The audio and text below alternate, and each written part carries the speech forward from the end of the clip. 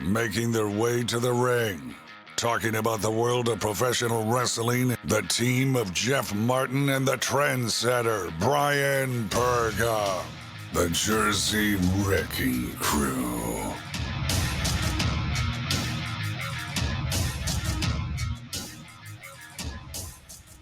Been a while since we heard that song, Jeff. Oh, how I've missed you. The song that is. Yeah, of course. Trendsetter, you two. I'm joking. What's going on? I'm Jeff Martin alongside the Trendsetter, Bryan Burga, and you're watching HSP Podcast. Follow us on all our social media at iSpot Podcast on the Instagram and Twitter. Why the WWE should be kissing the feet of Becky Lynch and Charlotte Flair. We'll get into that in just a little bit. Catch us on all major podcast platform. Yes, we're back. And for the unforeseeable future, keep our fingers crossed. We'll be back now forever. Although next week is Thanksgiving. I know. So, one of the best times to come back, we have to honestly. take a break there. But then we'll be back. In the intermeetings with Jeff, I was thinking, do we really want to come back before Thanksgiving? Because well, let's just say, around that time anyway. If we were going to come back, then it probably wouldn't be after the holidays. And I think pretty much then everybody would be like, oh, these guys have just thrown everything out and just have given up. Yeah. So, well, as soon as Hallmark was done with all their movies, yeah, of course we were going to come back. Let me tell you, everything is coming back like earlier.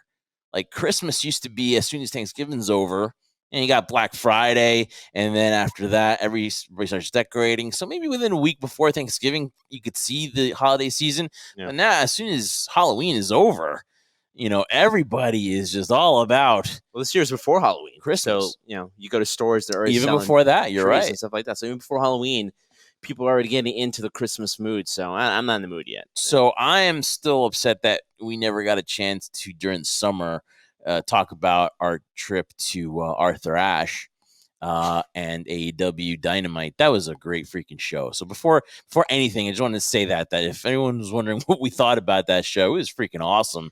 Parking, not so much, but you get Kenny Omega, Bryan Danielson.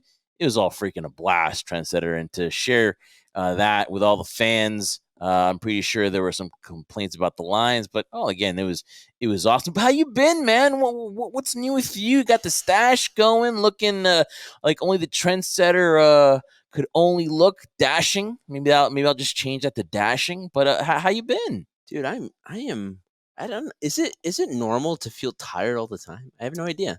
I can't remember the last time. I mean, you talked about Arthur Ashe, right? Great time, great experience, right? We've done many firsts together as a group and part of the HSP, right? My God, even just thinking about that, I'm exhausted because I never thought I'd be one to say it, but maybe there's just too much wrestling at once. We saw Dark Evolution, we saw Dynamite, then we saw Rampage. It was a lot of stuff. It was a long ass day. Kudos to the crowd of still being in as much as they possibly could because really. I remember it's like 11:45. We're like, we got the main event. It's Moxley. And I turned to you and like, what?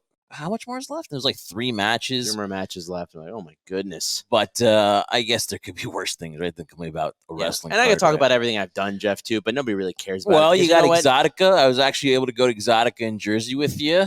Be the camera guy. A tough job, right? Yeah. But I was able to do that, so that's awesome. And we're now banned from Exotica in New Jersey because of Jeff. No. Catch those interviews upcoming, hopefully during Thanksgiving weekend. So something to be thankful for, guys. Some TNA. Yes. Something to be thankful for. But no, you had a great time, right? Awesome time. Yeah. Awesome and it was great because it was your first time at those events. Yeah. You've done the AVNs with me in Las Vegas. This next year, it's going to be digital again. So hopefully in 2023, you'll put out all your episodes? Crew, yes, I'll put out my episodes. Jersey Wrecking Crew will stamp themselves back in Las Vegas once again. See my Canadian twist there. But it was fun. You had a good time doing that too. And more than not, not to dive into anything too personal, but again, yes, there was another hiatus, guys. I apologize for that, and so does Jeff. It was never meant. No one cares. It's just a lot of things we had to kind of figure out. They came back with good intentions, but in my opinion, Jeff, we weren't ready yet. We did. We weren't ready mentally. We're never ready.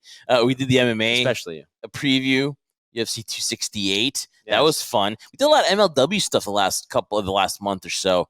Obviously, this week you've seen the episodes from MLW War Chamber. We got to talk to Jacob Fatu. Those were rare. EJ Nduka, who obviously looks like a star in the making, and the interview queen, former guest on the show, Alicia Atut. So definitely check those out. War Chamber was awesome. Maybe one day when we're done with rehabilitation of that Saturday in Philly, we can talk about it. But we've promised to never talk about that another episode on air. Never talk about it ever. But listen, we've seen WWE releases. We wish we could have come on and talk about it. They continued. We've seen all these people jump to AEW. The Forbidden Door keeps opening up. We're heading into Survivor Series. Tickets for WrestleMania are already on sale. It's hard to believe, man. Oh, time flies by. 2022 is just around the corner. Last week was Mike F. and White. Now it's, Joe Oh Flacco. my God. Everything's happening in the world. So even though we were away, guys, we were active on social media. We kept busy. We were doing things. And now, as you see, with all the posts we're doing out and the stuff I'll be doing for AWT, you guys are going to see a lot more content and a lot more of us now. Definitely, guys. So again, make sure you subscribe to the YouTube. Hit the subscription and the notification bell so you get all alerts for when we come out with new content, which will be a lot more down the road. We promise you that you're going to be happy with what you see on YouTube. Also, again, and we're hanging out with our good friends from Damage 365 Promotions too. That was a great time. A special thank you before we get to everything, which is a lot here, so bear with us. Kevin Nasta, appreciate you a lot. There's been a lot of shady and crappy people we've met in this business that turn out to be two-faced and just scumbags. And let's be honest, that's the goddamn truth. So that's why this business is sometimes you got to love it to be in this business. But Kevin Nasta of Damage 365, who does Kevin's Corner, also too on the YouTube. I want to thank you a lot. Back. Eric Bischoff, we got a chance to talk to him. Make sure you check that out on the YouTube channel. Also, great talking to him. It was like 4 years that we talked to Eric Bischoff. Of course, now he's got a hit podcast, 83 Weeks. So definitely check that out. We talked to Santana Garrett, which was awesome. You got a chance to talk to her, reunite, and talk about her, what she's doing now with AEW Dark. United, and it feels so good. Yeah, but honestly, man, wanted to do that. Wanted to get the pleasantries out of the way, especially our thanks to Kevin Nasta for that, man. That again, and the biggest part of it too was Jeff just getting back into the flow of things. It's been a while since we had done things like this. I mean, we did Exotica, we did things like that, but then to go out of our way, not out of our way, but to do things that typically we'd be like, find an excuse not to do it. We did it, and so we're happy we were able to go to events like MLW, hang out with Kevin Nasta, Damage 365, and Chad Minnis too. Seeing him also too in Philadelphia. Oh, we got to go to the 2300 Arena, ECW Arena, man. Twice. That was also twice. Went to the bathroom twice, and I never knew. That's how naive I was. That's where the famous ECW sign was, in the bathroom. I go there the first time, and I'm like, why are there women in the bathroom? And I thought that I had gone into the wrong bathroom again, because it's happened more than once, right? Yes, more than I will admit. And I was like, oh crap. I was like, did I do it again? But no, the ECW sign is in the men's bathroom. Believe it or not, it is true. Oh man. More people knew that about it than me. But also great seeing Chad Minnis of Stand Alone Wrestling. He was with the Ring Crew, so great to see them. And again, we'll try to catch up on stuff, but you've already heard people's opinions on everything. So we're gonna take it from here. It is Survivor Series weekend. We're gonna give you a preview and just talk a little bit about Full Gear, because that's something that really I think was a very impressive show. So we'll definitely talk about that as well here. But listen, I gotta tell you this: it's been such a long time that I have not been pumped up for a Survivor Series, simply because I just love the tradition, right? It's that Thanksgiving Day tradition where teams of 5 strive to survive. There's no build for this, and I was like, man, and Crown Jewel, they invested so much in it. You got the teams. Literally, we were at MLW, and on a random Saturday at 4:00 in the afternoon, 3:00 in the afternoon, you got the teams. What? And this was like 3 weeks before the Survivor Series, and we have no build. And then heading into this, you could have built Roman Reigns versus Biggie better. You could have done the Team Supremacy thing where Raw and SmackDown. You didn't get that. You had the draft in the middle. And I just don't understand how you can be into the draft and then care about the place where you've been drafted to, and you've only been there for like a couple weeks. You had a cup of tea on Raw or on SmackDown. So where is that brand allegiance to when you're doing this? So I'm like, I don't want to watch. I'm probably gonna just see what happens. But then, Trendsetter, then there's a little social media feud that was a brewing. And I'm like, woohoo, maybe I will change my mind and maybe I will watch the Survivor Series. It is in Brooklyn. So I'm like, okay. And I just want to say thank you to Becky Lynch and Charlotte, because if it wasn't for them, Survivor Series would be an afterthought. And especially after their media scrums, Charlotte first, then Becky Lynch, then the whole Twitter feud. I want to see it. How about you? Honestly, you made a lot of great points in terms of the draft, and I don't give it a lot to Jeff, and I had to give credit where credit is due. But you're right. All that stuff was jumbled up together. And now, with the draft, brand supremacy, the teams, which I think has lost its luster a very long time, because to me, the draft just doesn't really work, unfortunately. As much as they've tried to do it and try to keep separate brands separate, it just doesn't work. It doesn't work for me. Yeah, too much crossover, I would say. Too much crossover. I'm not investing in it. Not like back in the days, and I'm not going to be one of those, dating myself back in my days. I remember Team Bret Hart and Team, Jerry the King Lawler and all these teams that were what you enjoyed so much about Survivor Series. That's out of all the teams that there were, those are the first two that you first came one up pop with. in my head, dude. Bret Hart when he got kicked in the leg by Owen Hart. That's an iconic moment. No, that's a Royal Rumble, right?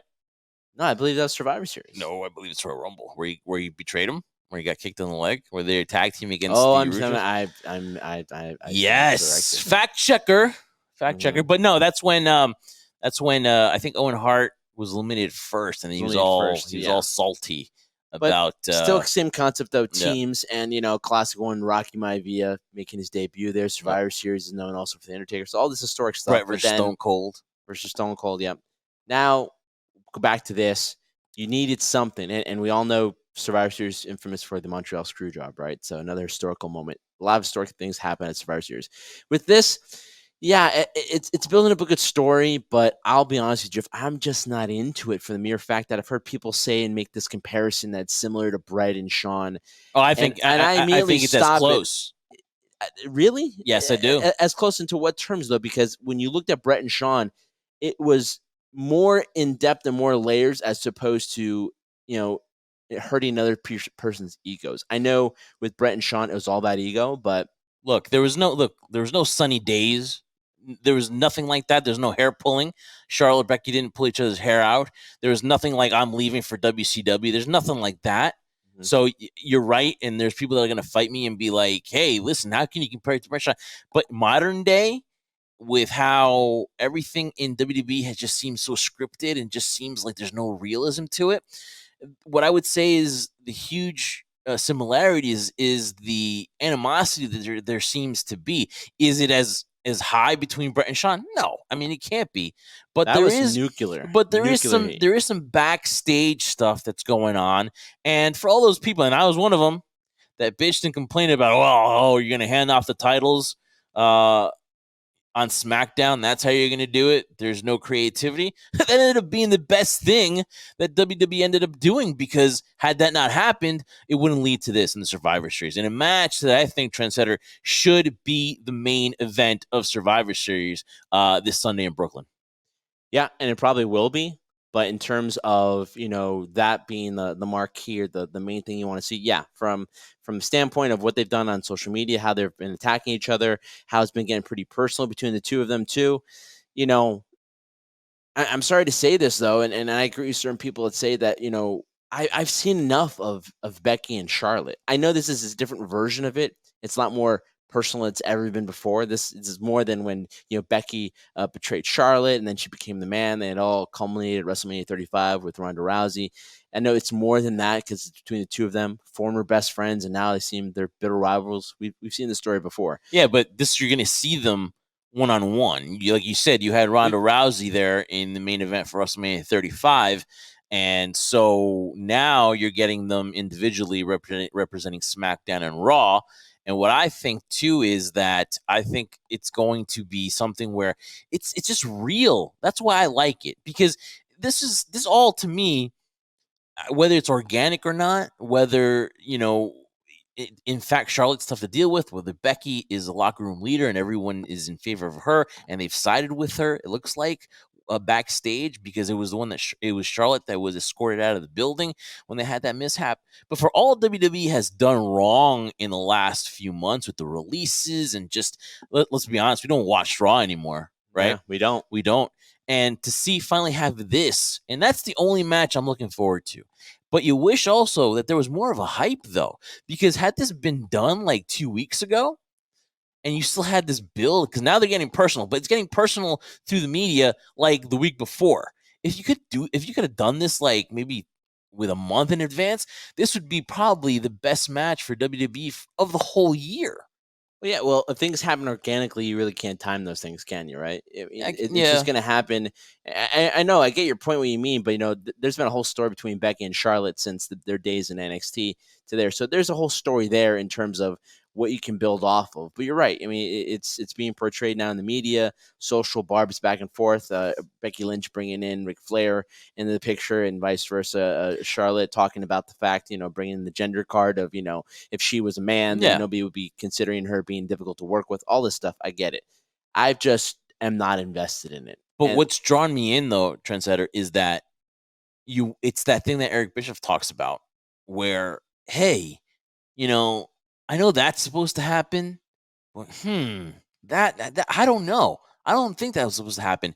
So Vince, when you blur those lines, it's the best part. Would Vince actually let his wrestlers talk about what went on backstage as descriptive as Becky Lynch got into it with her interview with Ariel Helwani on MMAfighting.com? Do you think that whether you think it's real or not, I think when they blur the lines like this is what I live for, man. This is what's going to get me excited into watching Survivor Series. Do you think Vince would actually let them talk about that backstage stuff as much as they have in this past week? Yes. You know why? Because it draws you money, Jeff. Yeah. That's what you just said in the beginning of the show. I'm sure a lot of people have been talking about it on social media. They want to see this match. I personally myself am not really invested in it, but I do see the points. I'm not naive enough to not realize that they're there and that the intrigue is there for people to want to see this, as you said, and it should be the main event of Survivor Series because that's what's built off of right now.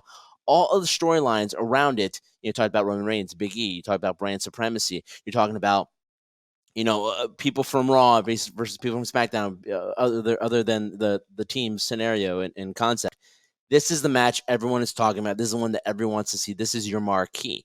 Yeah. Now, back to what you said about Eric Bischoff. Yes, it's true. You blur the lines, and it's the best way because you're like, I know these two are going after each other, but she just said a barb that was probably a shot. Yeah. And this person was a shot too. So although they're playing within the parameters of, promoting the fight, they're also taking verbal jabs at each other and getting pretty personal. So, I mean, I don't know. But to answer your question, yes, I think Vince is behind this completely 100% because back in the times that we enjoyed watching Shawn and Bret, a lot of those things were small subtleties that we didn't notice and you could get away with during that time. Yeah, no social media, right? There's no social media back then.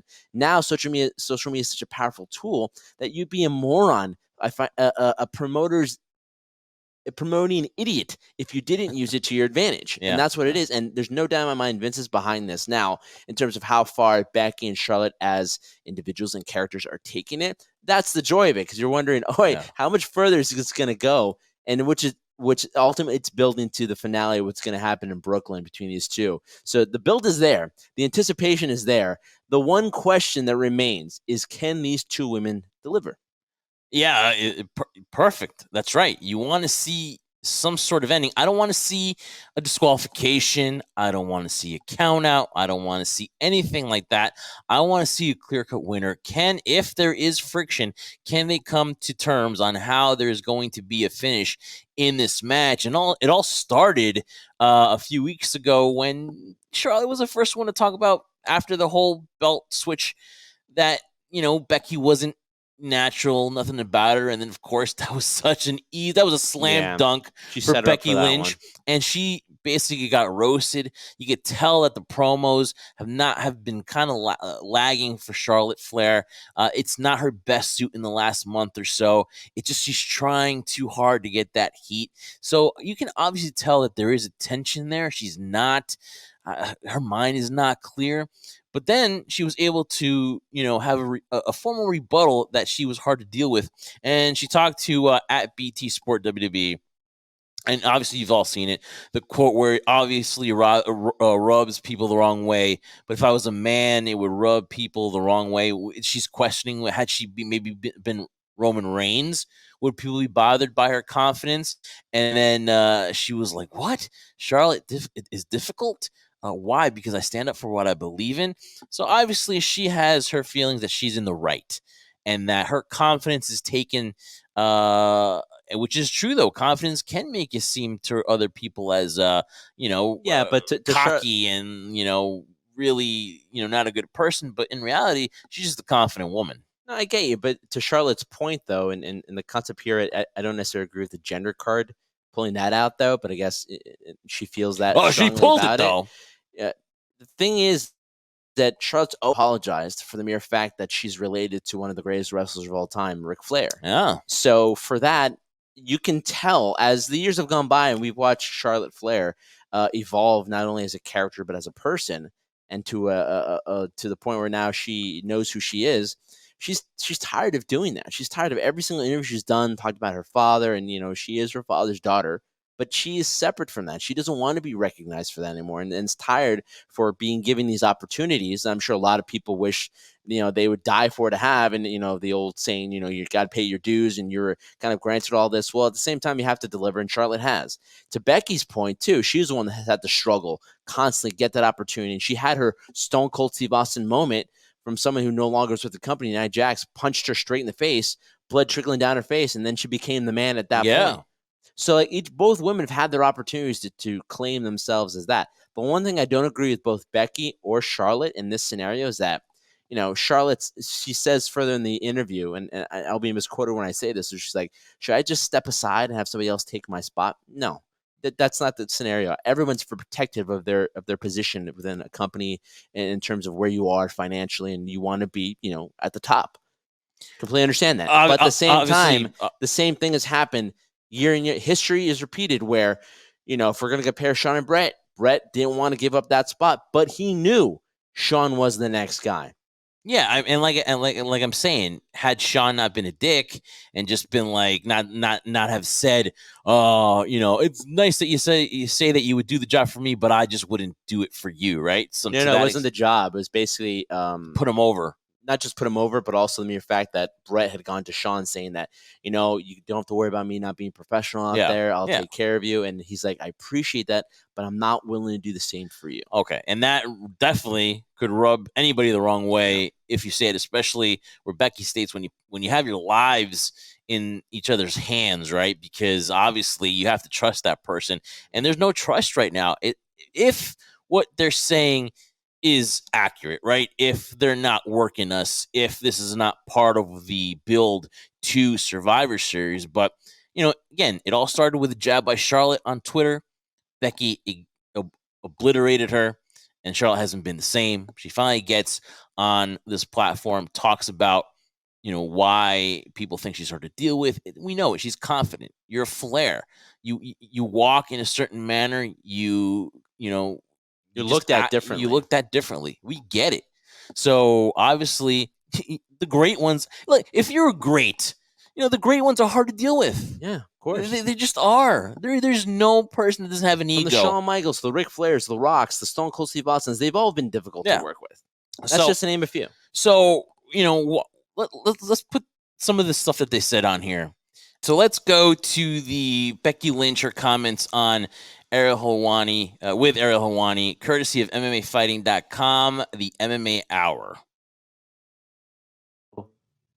There was a report that you guys got into a bit of an altercation. She dropped the belt. You felt disrespected by that. You guys were supposed to swap belts. Is that accurate? Well, we can. There was a plan in place that was supposed to go one way, and if it went one way, then everyone would have had a moment, and it would have been great. And I in the back said, this isn't going to happen. So obviously this has been brewing, though. So this has been brewing. Do something else. And she did exactly what I'd said that she was going to do. And so, because sometimes things can happen out there, and people can get carried away in a moment, and you don't really you don't have time to process what happens. But when I knew that there was going to be purposefully, she was going to purposely disrespect me. I processed it a lot quicker, and so I was able to hold it together until I got backstage. I did what I was supposed to do. All right, so real quick, Trendsetter. When I get upset, I'm kind of like Becky, where I'll stutter and I'll kind of get emotional. She's getting kind of emotional. So either she's a great freaking actress, or obviously this is definitely still bothers her to this day, and she still feels the same way. Either or, it's still well done. So, I mean, I know I get that way. You see, Becky, she does look bothered. So I have to believe in that. As far as this part, there is that little animosity, and it just seems like the friendship is not there as it used to be. No, not at all. And you could definitely tell she's holding back. It bothers her. Yeah. But ultimately, it's like, what do you expect? And this is the thing that just baffles my mind. In this particular sense, that Becky says, I knew she wasn't going to do it. She was going out to purposely disrespect me. I have to agree with a lot of the old timers too, where I think this business is really getting soft, where it's all about, being kind and nice, whatever. Hey, at the end of the day, you got to look out for the one person yourself. Yeah. Does that mean I agree with what Charlotte did or what Charlotte was supposedly intentionally going to do? I don't know, because when it initially happened, I said to you, what's going to happen is that Becky's going to grab both belts, probably have her own moment, raise them over her head, and make Charlotte to look the fool. Because when it comes to promos and showing off the other person, Becky would bury Charlotte. That's it. And so Charlotte, as you could say, went to business for herself. Who's protective of her image. Of herself, of her image, and was completely against it. And, I see both sides of it. But for the fact that, Becky's like, I knew this was going to happen, and I go backstage and I go crazy, to go crazy for something like that, in my opinion, although most people in the business will say it's very important, I always say perception is reality, right? So if you're perceived or you're embarrassed in front of people, it's going to reflect bad on you. But to me, it wasn't that big of a deal. To me, yes. Well, how do you say that when everybody supposedly was afraid to confront Charlotte because they knew that of their position would probably take a pitfall had they stepped up to Charlotte, and people saying that the only person that could have was Becky because of her status, and that a lot of people see Becky in the right and basically supposedly are afraid to work with Charlotte. They don't want to. So while you're saying that Becky overreacted, it seems like the locker room has her support. Well, the locker room does have her support. In terms of, say, she overreacted because at the end of the day, you're going to best this person in terms of the social barbs. So she said it herself. She knew what she was going to do. She did it. It happened, but her emotion got the best of her. I'm basically saying from the point, Jeff, too, that you have control of your emotion. You can better this situation, and to explode knowing somebody's going to intentionally do that, to me, it's like, oh, well, it's a business. Boo-hoo. Go cry me a river. All right, they did that. All right, move on. So can we go back to it for maybe like 30 more seconds and just to see she goes into detail a bit more? We're not going to go do the whole thing, but just, again, maybe like 30 more seconds and just get her mental state here, because obviously her tone, it seems like it's bothering her. I lost it. I lost it. Verbally or physically? Verbally, I had to go out and do the dark match right after. So, so I verbally lost it. I still had a match to go and do, so I didn't have time to be scrapping in the back. Verbally lost it to her or to other people? To her. To her. And when you have a situation like that, do you get in trouble? Like, does someone talk to you? Does someone say you can't do this? How's that received? I mean, people were talked to, but at the end of the day, yeah, Charlotte was escorted out. Right. I was right, So what bothered you? That she dropped the belt?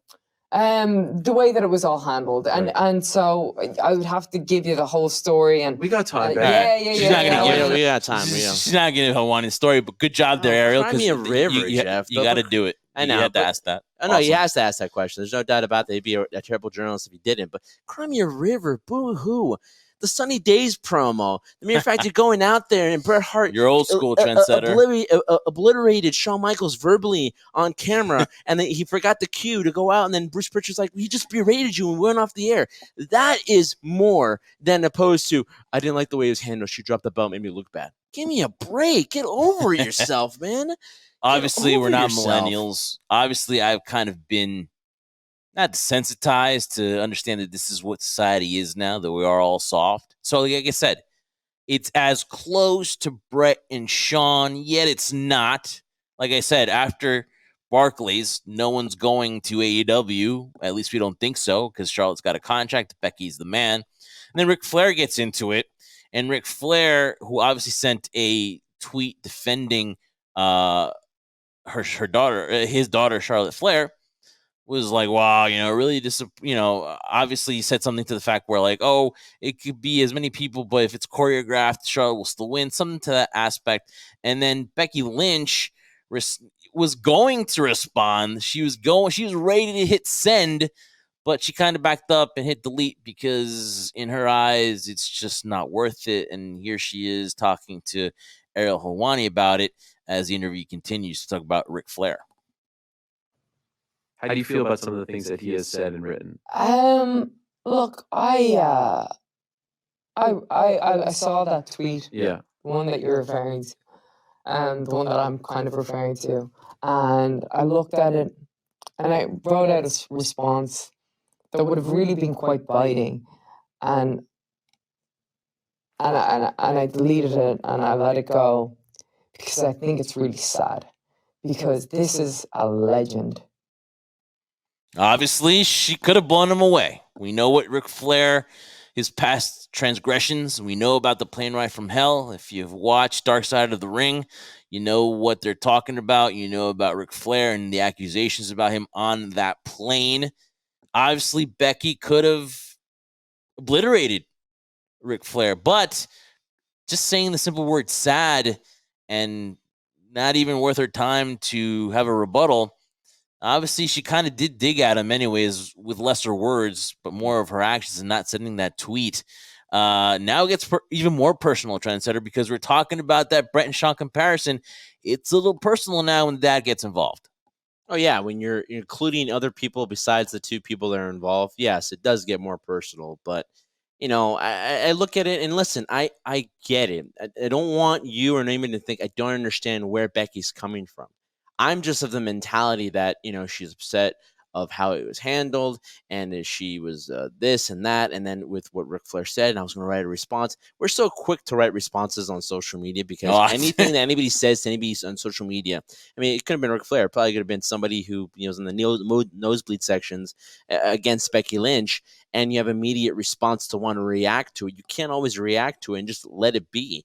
And she let it be. Yeah, and that's it. But her tone in terms of like, I just let it, I let him have that one. You didn't let him have anything, and that's the reality of the situation. Again, I'm not berating or attacking Beck here. I'm just saying that this whole situation that's been, in my opinion, fabricated to the 10th degree, which is why now everybody's so intrigued, because it is getting very personal that these two women are have humongous egos, bigger than Vince McMahon's grapefruits, that it is similar to Shawn and Bret to that extent that these two can't coexist, and what's going to happen now at Survivor Series. And we know the history of two people that have gigantic egos like in Bret and Shawn. What happens at Survivor Series? Is something like that going to happen then? It creates the intrigue. But for something like this, is, to me, I don't know. I just don't. They're probably more inner workings than we're aware of, obviously. In definitely. Rumors. Because, but honestly, these two women think they're the top person, they're the top dog. So when you have two alpha females, this is going to happen. So that's why I'm just surprised that everybody takes it so personally. And then Charlotte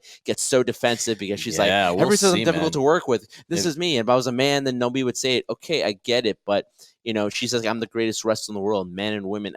I would highly argue that. I really would. Well, that's again another podcast of whether, her statements I'm sure Becky feels the same way too. Exactly. She's the best thing in the business right now. So again, the comparisons are there. Again, I'm not saying it's all full Shawn versus Bret.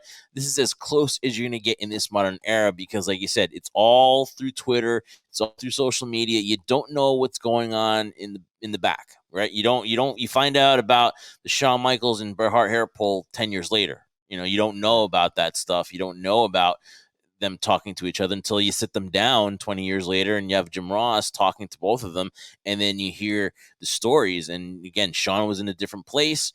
Bret was on the way out, but he still demanded that respect. He believed it was real to an extent, and as he should, because when you do a job, when you work at a job, it's 100%, and Bret was all 100%. But I will say this, though, in closing on this topic, is that this is going to make me want to watch Survivor Series just for this match and this match alone. And at the end of the day, who's going to win? That's a toss-up here. But as we add gambling, Trendsetter, to this whole thing, Becky Lynch, the favorite, she's at -400. Charlotte Flair at +250. So if you're gambling, it's a pretty good damn chance that Becky Lynch is going to win this match. Gambling aside, though, we gave you the numbers. Becky's the favorite. I want you to tell me something, Trendsetter. Who do you think's going to win? I'm not a betting man. I'm just a confident man. And the reason why I set you up there. I thought you were going to give me the Vince McMahon answering Michael Cole at backstage at Survivor Series. I don't know. But to this extent, it really feels as if, and this has been happening ever since the scenario where they're trying to push Charlotte. People were booing her, and that's when Becky had her infamous turn. It was kind of up in the air, and then she had her moment, obviously, when she got punched in the face on Raw, and then blood down her face, her Stone Cold Steve Austin moment. But for the whole time, it really feels like now Charlotte was here, and Becky was always here. And now it's drastically changed. And it's still that way, because, like you said, for Charlotte to trade jabs and barbs with Becky, you're basically, going to a gunfight with a knife. It's not fair because Charlotte, it's not that type of person. Yeah. In terms of performance and how one can outperform someone in the ring, Charlotte, by hands down, is a much better in-ring performer than Becky. So Becky's who you got, Trendsetter? Who you got? You gave us all. Hey, you like to extend things further. You're Craig Carton, wannabe you. Oh, see, there you said it. You pull the curtain back when we're not supposed to. Oh, I'm sorry. So we're not going to go back and be upset about it, and after the show, scream and yell at me? That's why animosity. See, exactly. That's why build up. Well, I've had tons of animosity for a long period of time, Jeff. I think Becky's going to win it clearly, though, because I feel like from a company standpoint, as much as they appreciate Charlotte, her legacy as a Flair, I think Becky's the bigger moneymaker than Charlotte right now. And that's the truth, in my opinion, at least. And I think that's what's going to end up happening. And I'm sure Charlotte's not going to be happy about it. So the real intrigue on this, Jeff, is not necessarily for me how the match is going to turn out. You hope it turns out well. I'm not expecting a Dave Meltzer 5-star match. How the outcome's going to be. Did you give me a winner? I just said Becky. Did you Jeff. give me? Okay. I said Becky. You see, that's your problem. You don't hear. You do a lot of this. I don't listen. You do a lot of this, man. I basically said Becky, and you're not paying attention. Yeah, I'm going to go with Becky Lynch. See? Just concise and right to the point. Mm-hmm. Okay. Trendsetter. But Becky Lynch did say a couple more things about AEW. Do I have to hear about it now? Come on, can we move on? We've been beating this for 35 minutes now. 35? Can we get past Charlotte and Becky? Has it been that long? Who's going to win Survivor Series, Jeff? Becky. Okay, it's over. Let's move on to something else. Well, I am trying to move to something else. To AEW and her thoughts on it. But if you don't want to hear it, then fine. We'll just go down the Survivor Series I'm card. tired of Becky and Charlotte. Let's move on to something else. But again, it's not with Becky and Charlotte. It's just her thoughts on AEW. I don't care about Becky's thoughts on AEW. I don't. If you want to talk about it, go ahead. But you want to hear anything from me, I'm done with Becky and Charlotte talk. But again, it's not Becky and Charlotte talk. You don't want to hear what a high-profile performer for WWE thinks about AEW?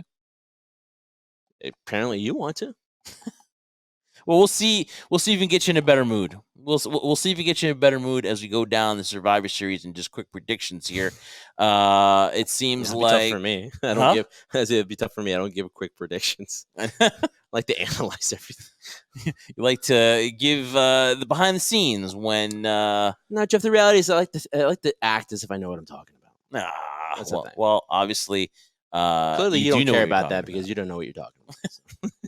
All right. Obviously, is there any other real quick, not to interject here too much, but like, you talked about this is the main match you want to see. Is there any other match you care about?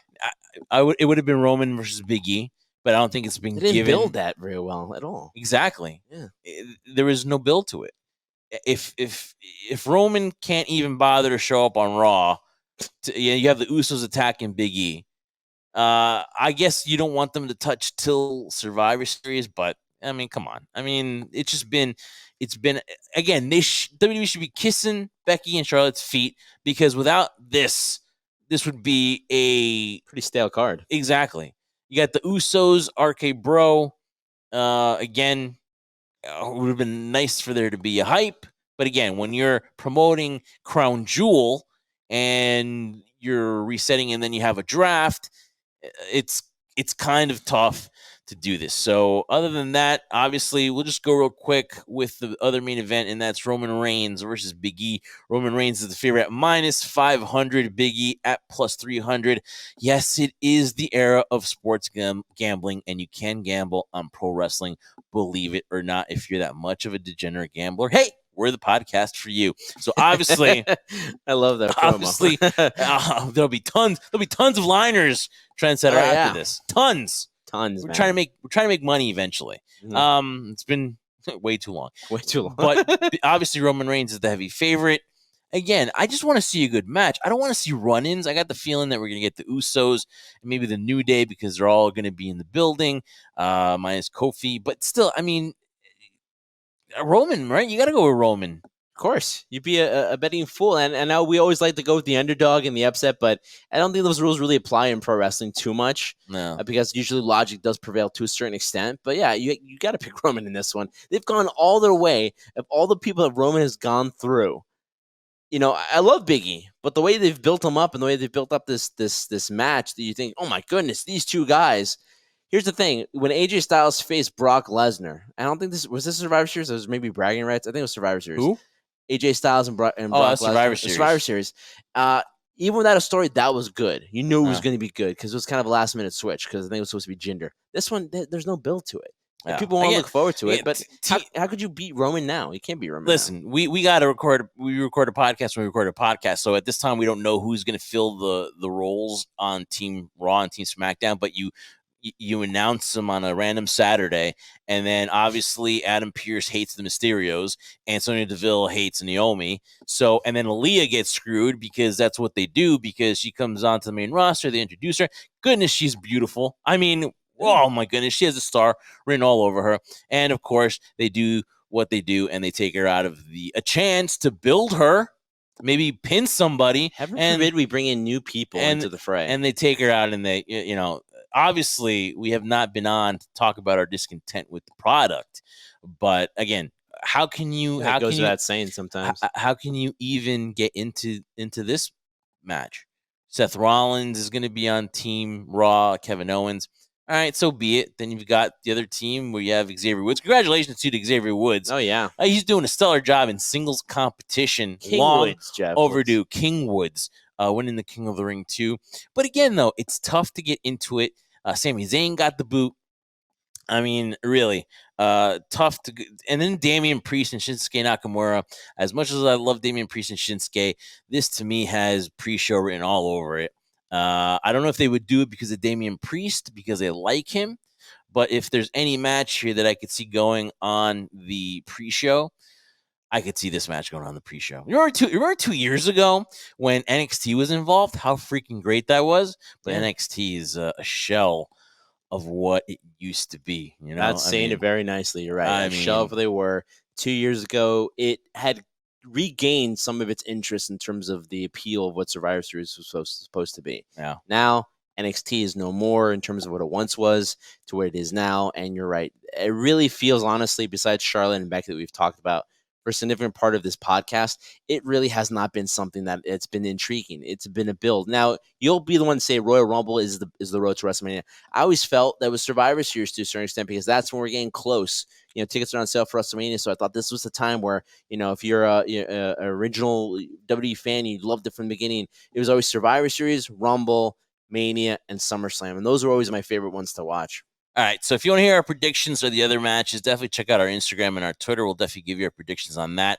We're definitely going to be more involved with predictions for every I got a prediction. show going. What's the prediction? Pain? Yes. Pain. Pain, if you watch that whole thing. Probably. Probably. Pain for the viewer on the Peacock. Oh, my God, in Peacock TV. Oh, I I could just see it That now. is a shell Yes. of what W Network used to be. Oh, yes. But hey, they got a good. I'm still waiting for the Lex Luger documentary. Oh, yeah, right? They've just stopped. I'm waiting for the Broken Skull session with John Cena they were supposed to put out, and then they took it off, remember? What the hell happened to that? And I'm distracted because I got something to tell you at the end of the show, too, here. Okay. Which I find it fascinating, too, as well. So that's why I'm kind of multitasking. But all right, so you don't want to hear about Becky Lynch. Fine. So let's talk about Full Gear real quick before we get to our guest, Jake Drury, because obviously he was there. We want to get a fan reaction of what it was like. Mm-hmm. So in a nutshell, my belief of AEW Full Gear is what a freaking great show. There's a difference between WrestleMania lasting 6 hours and you're beat, but then Full Gear almost goes 4.5 hours to 5, 4.5, and it doesn't feel like it. Every match was good. I mean, there's a couple ones that you can complain about, but obviously there's always going to be some of those matches that you're just like, it didn't do it for me. But you open up with Darby and MJF. Great freaking match. MJF is a star, of course, And of course, the long-awaited anticipation of the coronation of Adam Hangman Page as the AEW World Champion. Kenny Omega, of course, battling injuries. Give him a lot of credit because this man was hurting. Couldn't raise his shoulder, I believe, was one of the things they were talking about of what he was about his injury. He's going to get taken care of, going to mend him. He's going to be out for a while. Speedy recovery to Kenny Omega. And he just proved that we have, beyond a shadow of a doubt, that he is one of the greatest wrestlers alive today, if not the best. Sorry, Roman's number one for me, but Kenny, you are 1A, no matter what PWI says. But speedy recovery. I liked Full Gear. Damn it. AEW continues to be successful. Cursing all the time, man. Seriously. Relax. Excited. No. It was an exciting match. A match with Kenny and Adam Hangman Page. The card, too, is really good. I mean, if we're going to compare, for example, let's say the Survivor Series card built to this one, to me, it's like, I know angles aren't storylines if you talk to Eric Bischoff about that, but I do find a difference, though, in terms of the appeal that with every single match, you're right, there's some snoozers, there's some maybe that you weren't that interested snoozers, in. But just because I can't really say that, that well, maybe not for Full Gear, but for other events that AEW's put out, some have been somewhat snoozers, but every single one, there is a kind of a story behind it. There's something that would encapsulate the fact that you would want to be invested in it to a certain degree. And that's what AEW has done a really good job of doing. I was invested in all of them. Like you said, give so much credit to Kenny Omega. And it's unfortunate that it happened during a pandemic where he became champion. He was given these opportunities to double champion with the Impact title as well. And also, he's a triple champion as well in Mexico. He started to look like, you ever see I'm Going to Get You Sucker, the brother that dies at the beginning? Oh yeah, and all the gold chains. Exactly. So they call him the belt collector, basically. How do you go to the bathroom with all those belts? Mm-hmm. Right. And how do you go to the bathroom with all this stuff on? Oh, but it was amazing. He's going to needs to get better. Not only physically, I think he's mentally burnt out too. And you can kind of tell in terms of just the look in his face. So hopefully he gets better. But again, a great opportunity for Adam Hangman Page and kind of open that door now for other people to kind of have that opportunity because, it wasn't always going to be Kenny. And Kenny can always come back. But I think AEW did a really good job. I wouldn't say it was a home run in terms of. I think it was. Fair enough. But I think, it definitely was entertaining. And all the matches served their purpose. So great job by AEW once again on a pretty successful pay-per-view. I don't know what the numbers are, but it's got to be really good for the pay-per-view. They got to fix their freaking Bleacher Report app, honestly. That's if you kind of do annoying. That, if you make it more accessible, more people are going to watch. I believe so too. That Bleacher is really difficult. Yeah. It's just as aggravating as Peacock. Oh, man. If not more.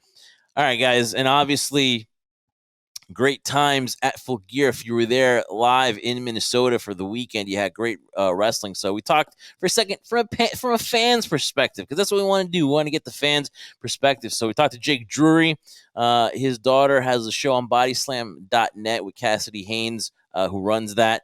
It's a cool little show. Definitely want to check it out. She had an experience. We talked to Jake about Full Gear, and here is our interview right now.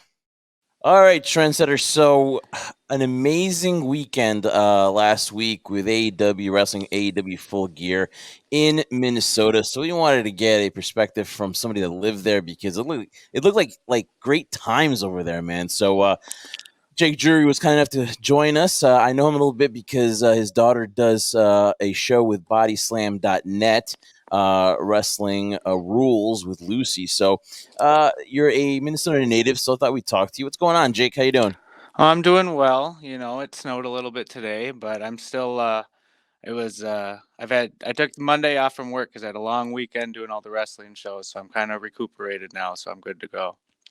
So how was the atmosphere, dude? Looks like a great time, man. Minnesota, a destination place. It's kind of cold, but what was the mood like? How was the atmosphere? Well, I went to 3 different shows over the weekend. So we did Rampage, then we did Full Gear, then we did a local show across the street, and so the energy was amazing all week. I took my daughter, of course, and when we were getting ready to Rampage, there's a local indie promotion called First Wrestling, and we have a whole group chat of like 30 of us, and about 20 of us were showing up, so we were talking about it all day and getting ready. And then we got there, and Cassidy Haynes from Body Slam gifted my daughter 2 floor tickets to Rampage, so we got second row floor. Sweet. And yeah, she was able to just lean over the guardrail, get as close as the action, and it was very exciting. And then impromptu at the end of Rampage, Orange called out to her, and they took her out of the stands and brought her in the ring, and she was able to do the best friends hug. So I couldn't have had a better night that night. And then we did it again the next night for Full Gear. We weren't on the floor, but we were a little higher, and we were in the crowd, so it was kind of a different experience because people were a lot more vocal. On the floor, they were a little more quiet and just watching the stuff. So it was 2 different experiences, but I loved them both. Yeah, man. And talk about Full Gear.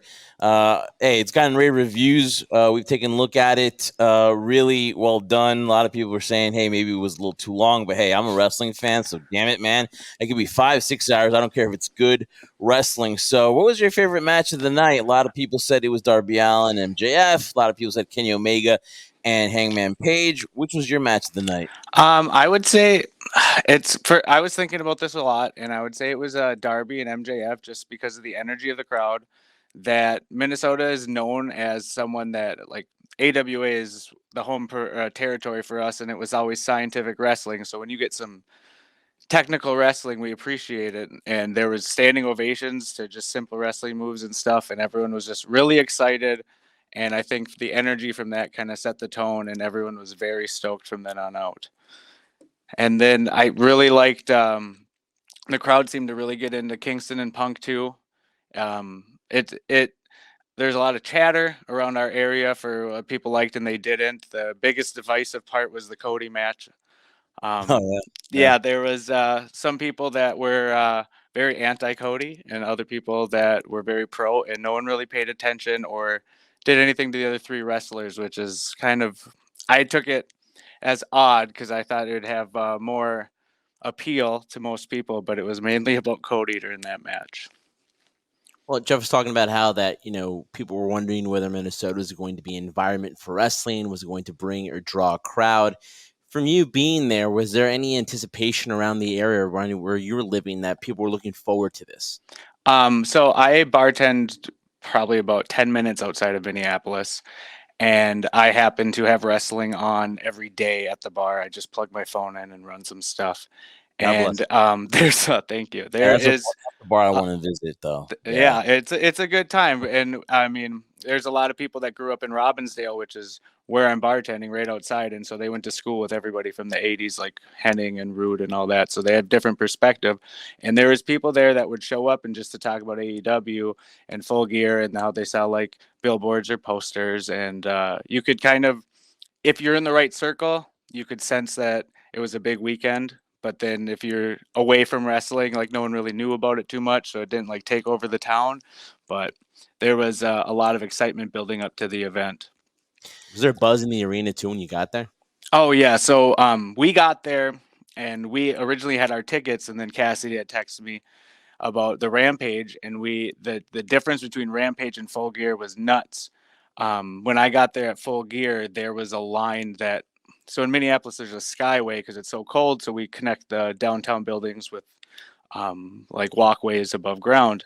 And there was 3 different departments where it crossed the street into the skyway of line of people just trying to get in before the doors open. And I mean, we have assigned seats, so getting in early is really just about how excited you are to be in that environment. And people were there like an hour, 2 hour early. So we were very, very ready for this pay-per-view. It was the first time AEW had come to Minnesota too. So the buzz for Hangman's, it was in the air, right? For Hangman, yes, the AEW World Championship. It's been a 2-year-long journey for Hangman Page.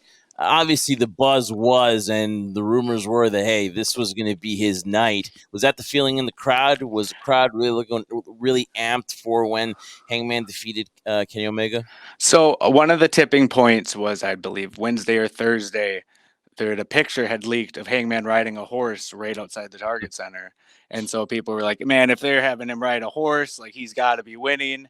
And my cousin, he went and he was in a different section. He said he felt he was the only person pulling for Kenny. And he bet me $20 that Kenny was going to win. So he was pretty set on that, but he said he couldn't find anyone else that was thinking that Kenny was going to win or pulling for it. And everyone was just super, super excited. They were selling signed action figures for like $100 at the merch stand. And there was about 4 people in my section that went strictly to buy a Hangman figure. They were all sold out by the time they got there, and it was like the 3rd or 4th match in. So I think we were very, very pro Adam Page that night. You know, a lot of people, and Trendsetter, this is also the case. A lot of people are wondering, hey, we got to get that rematch between Kenny and Hangman and Bryan Danielson, right? Mm-hmm. And that was why a lot of people were thinking, hey, you know, Kenny Omega is going to win this. It's not Hangman's time. But screw that, man. I think a match between Bryan Danielson and Hangman Page, I'd love to see that. So I think that, you know, no one loses this because you get to see a tremendous matchup, a dream matchup between Hangman Page and Bryan Danielson. So I really can't complain. And I think Kenny's going to go and heal now. He's dealing with injuries. So, I mean, we, as the fans, don't lose. Right. And on top of that, if Kenny and Bryan run it back, I don't think you need the title. So, I mean, because they can just wrestle. So I think that decision and the way it went and the way it's all playing out, I think, yeah, there's nobody that's losing right now. It's a great time. And we're talking to Jake Drury here. Glad to give us your time. Really, last one here for me, and that is First Wrestling. A lot of buzz there, too. Dante Martin was performing there. You guys seem to be up-and-coming wrestling company. Just talk a little bit about that. First Wrestling's been around for a while, close to, I think, mid 2000s at least. And they've been growing and growing and growing. And they brought in, the last show before COVID had Priscilla Kelly and Orange Cassidy and Danhausen, and it was inside of a mall. And it just brought back, you know, it's all these different venues. They usually do shows at breweries. A lot of the crowd have never been to wrestling shows before. It's just a different type of energy, and they're there for a good time. And First has kind of built this tentpole event called WrestlePalooza, and they have a wrestling match, they have burlesque, sometimes they do a drag show, they have a band that plays all inside First Avenue, which is like a historic place in Minneapolis. And the environment is like such a party, and everyone's just there for each other. It was at First Unleashed was the show that was on Sunday. And in the group chat of everyone that's big First, we call each other the First family. We were bragging about what we called Firgens, which is first time nice First Wrestling people. And we were having like contests, and you know, I'm bringing 3 people that have never been to a show. I'm bringing this many. And I had brought my cousin, and he was showing videos and pictures. And by the time we were out, I had to buy 6 tickets to their next show because of all these people that wanted to go. So once you're there, they hook you, and it's all about community and caring about the fans, and everything's accepted there. And it's just a very good time. And my daughter, all ages events, absolutely loves it, is able to partake in the action with the wrestlers and stuff. And it's an experience that's really close to the heart for the people that really enjoy it around here. Yeah, it's got to be awesome. That's going to be memories for a long time for your daughter, especially for her birthday, getting to go in the ring there, getting a hug with Orange Cassidy, and just it's a kid's dream, man. That's how they hook you. That's the future of wrestling fans right there. So AEW has a fan for life, man. For sure, yeah. When my phone Justin Roberts was recording on my phone when they were in the ring, and it died. So it didn't get the video. They ended up emailing me that portion of what they recorded. So I didn't get to record her reaction for her YouTube video, but she told me that she was so excited. She didn't even know how to feel anything. And she thought they were trying to wrestle her at first. But then when she realized there wasn't any wrestling going on, she kind of relaxed. And then she told me that she thought it was just the best night of her life. And she could barely sleep. And the next day it was all like, let's go back.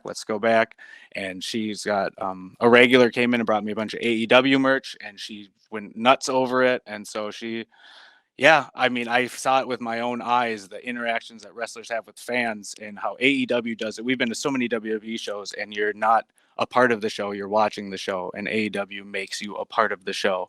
And that is what makes you emotionally attached. And for her, she's definitely more of a fan this week than she was last week. Well, on behalf of the Trendsetter and I want to wish Lucy a happy belated birthday, but obviously AEW gave her a much better gift than we could ever do. Listen, Jake, man, I want you to be a friend of the show. Anytime it comes to Minnesota, definitely hop back on. Anytime First Wrestling's doing anything, please let us know. For sure.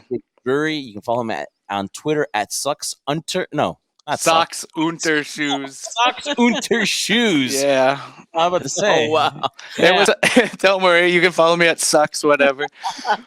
Socks Unter Shoes. Yeah. Buddy. There you go. All right. He is Jake Drury, man. Thank you so much, man. Thank you. Appreciate it, you guys. Take care. Have a good one. Socks Unter Shoes. Sucks under shoes. Socks under shoes.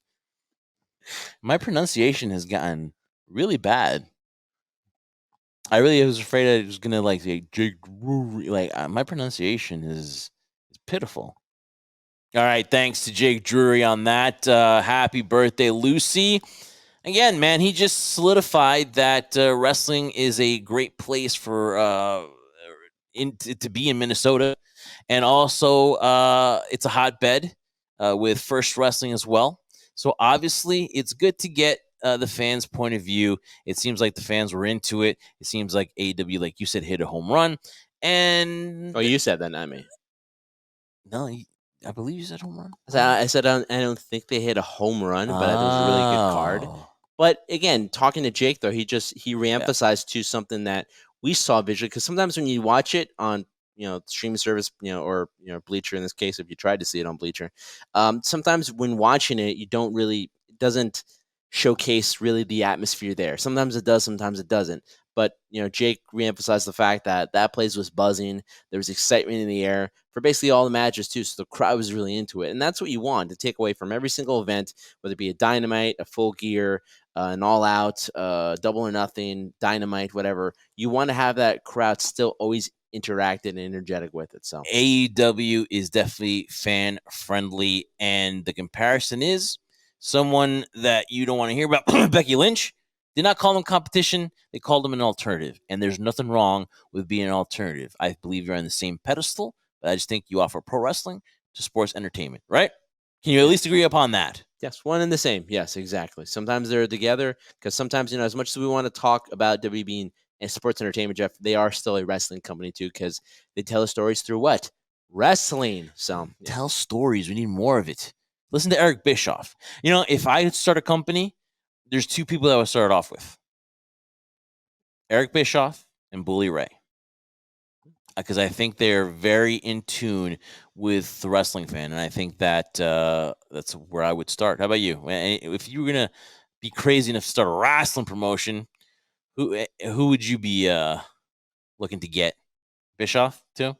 I'd probably get, Bischoff would be on top of my list. I don't know, Bully Ray, he's got a good mind for the business as well, too. But sometimes, with anybody, they're always set in their ways, and they have to be able to conform with the times. I think Eric was going to be given that opportunity in WWE when he was there for a cup of coffee, and then it didn't work out. Thought that was going to be his opportunity to showcase that he has evolved, because he had that chance with Impact. It didn't work itself out for various other reasons. Dixie Carter, yeah, Vince Russo. But yeah, I would definitely want Eric to be head, because he's had so much experience in it. So again, his formula works regardless of whatever time frame. It works because to build that ability, to build excitement in this day and age, Jeff, for stuff being leaked down on social media. We've got movie trailers coming out. People are excited for those movie trailers. I remember, waiting for the trailer to come out on television before we saw it. All these things leaking, photos and things for movies. And so the element of surprise has died. And I think with Eric, he has a great knack of trying to develop that, especially in this day and age. So we talk about Sarsa in the interview. So definitely go check it out on youtube.com/HSP Podcast. Subscribe. Check out that interview with Eric Bischoff. I want to thank him there. Cheap plug there for my interview.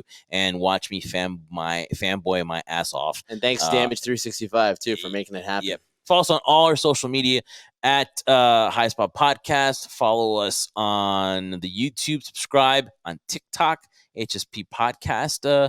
There, so definitely check that out. And before we go, Trendsetter, check this out. Are you a candy fan? Are you a chocolate guy? I've dabbled in a sweet tooth every now and then. I know you're a crunch guy. Yes, right? I am. All right. Well, I'm a Reese's Pieces peanut butter cup. I like peanut butter, right? Could you believe this? Check this out. Check the story out here. 3,000 people scored Reese's Pieces 3.4 pounds of the peanut butter cup. And they resold it on eBay. There's a peanut butter cup going on sale for $510. So you bought for $45 Reese's Pieces peanut butter cup, 3 pounds, and now you can sell it off on eBay for $510. And that is a 10 times your investment. Holy cow! What are we doing? What are we doing on this podcast when we could be buying chocolate? I know clearly our investments in the wrong area. We should be doing stuff like that, but dude, I have no idea. I see things like those stories, and I'm like, oh my goodness! I mean, are you serious? Chocolate. I could have. Secret's always been chocolate. As a kid, I ate those things to the freaking pound. I had like 30 pounds of chocolate, every 2 weeks as a kid. Jeez. And you have an amazing figure still. Still not really, not anymore. I'm getting up there. All right, my guys, age is caught up to me. Guys, we will see you next week. Happy Thanksgiving. We'll do something for you. We're not going to take a hiatus, so we'll plug away what we're going to do. Check out our interviews on YouTube, and we will see you next week. Trendsetter, take us home. Guys, thank you so much for sticking with us, always showing us your support. We like to reciprocate back to you guys, but what we always do, whether we're doing this podcast, we're putting content out there for you on our YouTube channel. Make sure you follow all our social media. We really appreciate it. There's only one Jersey Wrecking Crew. It's us, the Scoundrel. I am the Trendsetter Bryan Burga. There's only one of us, guys, and we do this for one reason and one reason only. We do this for you, the crew. See you next week. All right, Trendsetter, we're fighting, man. You got really personal in the last episode, man. I can't take it anymore. Don't cry to Vince about it.